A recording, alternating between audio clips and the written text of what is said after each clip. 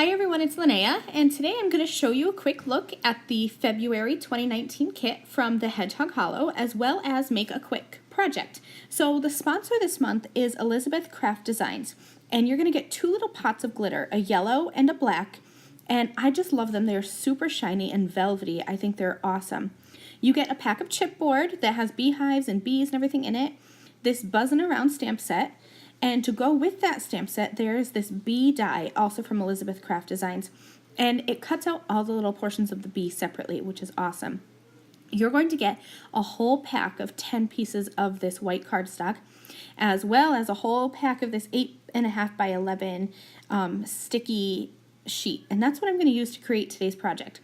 So I trimmed down a piece of the white cardstock in half, and I'm just going to adhere it onto this sticky adhesive sheet, and that's going to give one side of my white cardstock, it's going to be completely sticky.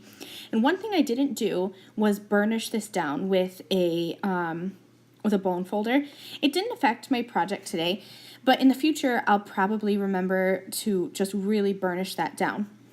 And I made a bigger piece of cardstock than what I need, so I'll have extras for my next projects. I took the pieces of that bee die, and I'm just going to die cut them with that backing facing up. And then I'm going to remove that backing, and it'll have, so this whole die cut is sticky. So what's sticking up is sticky all over, and you can see it kind of sticking to my fingers there. Then I'm going to take the yellow glitter and just cover these completely.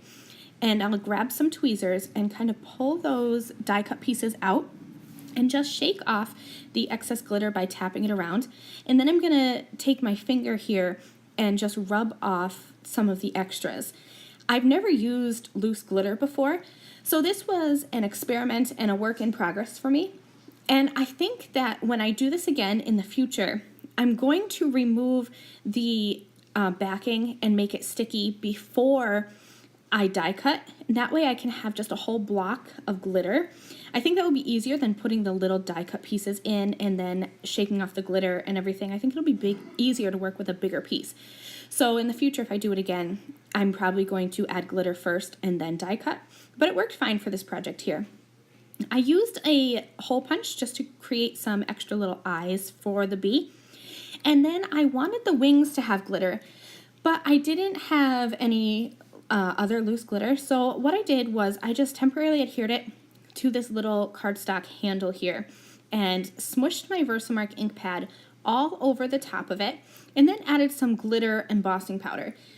It is definitely not as glittery and shiny as the Elizabeth Craft Designs glitter, but it has that subtle shimmer, and so it kind of looks like it all coordinates together. I'm going to use some liquid adhesive and start gluing the bee together. Also in the future, when I do this together, I think I'm going to apply that adhesive sheet to both sides of my cardstock. That way I can add glitter to one side and just peel off the backing on the other and be able to adhere my bee together without having to use liquid glue. So I'm taking this buzzing around stamp set, and I have the little bee along with a little trail stamp, and I'm picking it up with my acrylic block so that I can stamp them together. I want my background to have some shine, so I'm definitely going to use some clear embossing powder so that the shininess will kind of play off the glitteriness of the die cut bee.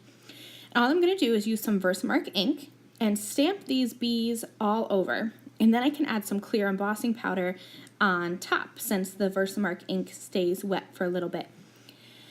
I had some extra spaces here, so I took this buzz stamp and added that around. Definitely not as many times as I did the bee. This is just kind of an accent, but I really love how cute that sentiment is stamped around the background as well. I put some foam squares behind the bee, and I adhered that onto my card. I white heat embossed the sentiment, and I added a strip of gold glitter cardstock behind it, just on the one on the bottom edge, so that it will kind of coordinate and work with the yellow glitter. I'm going to take some scissors and trim off the excess. And that is it for this cute little card. It really reminds me of spring, and that spring is coming soon. And as always, remember that you can head over to my blog and see still photos and get some product links there. And until next time, I'll see you guys. Bye.